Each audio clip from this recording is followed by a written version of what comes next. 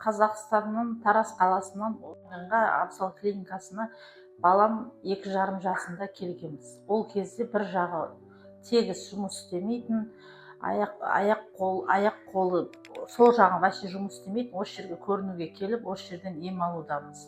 Бірінші курс лечениясында албақ сразу бір қолы түсіп, екінші лечениясында аяғы жұмыс істеп, үшіншісінде балам өзі жүріп кетті.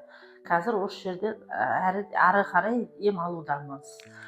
Баламның бұл нәтижеге 3 курс леченияда жеттік біз. Ол кезде бұл келген кезімізде отырмайтын, тұрмайтын, еңбектемейтін, ешқандай бізде іс-әрекет жоқ болатын. Сол себептен де осы жерді естіп, сразу келдік. Біріншісінде ақ нәтиже көргеннен кейін тоқтатпай 3 рет келдім. 3 рет келгеннен кейін балам жүріп, қазір осыншалық дәрежеге жеттік.